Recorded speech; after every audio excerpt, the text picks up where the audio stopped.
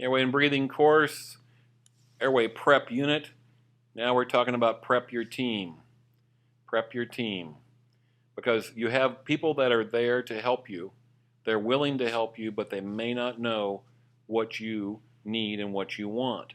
And so prepping your team is a very key thing for you to do. Now this probably happens right as you're getting ready to do the intubation, maybe 3 or 4 seconds before ventilation stops, and therefore the airway clock starts, and you give some short, direct commands as to what you want.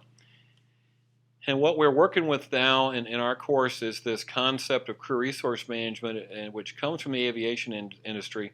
And one of their things is the sterile cockpit. And basically that means that there's no jabber, there's no side conversations, there's no spectators babbling.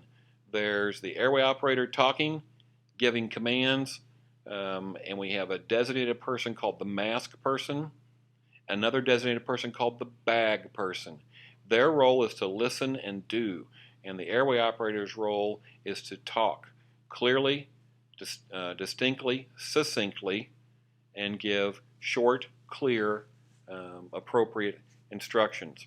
We need people with simple roles, and we need clear instructions for them. And that's regardless of whether they're EMR, advanced first aider level folks, or if they're other paramedics that are helping.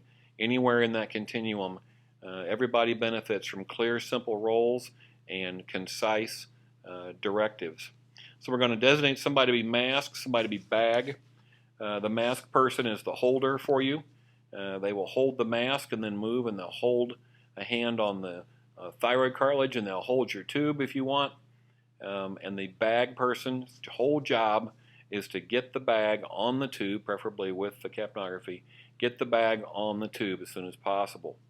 It's a very, very clear, quick briefing that happens, and I'm really serious. This is probably 3 or 4 seconds right before you get ready to go. You say, okay, mask. When I say go, you're going to move to the right, put your right hand on the Adam's apple. Don't give them a whole bunch of instructions. Don't give them anything complicated. Let's make it clear and direct.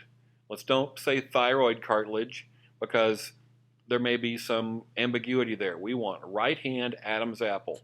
Very simple. Mask. Move to the right. Right hand Adam's apple. Bag. Get the bag.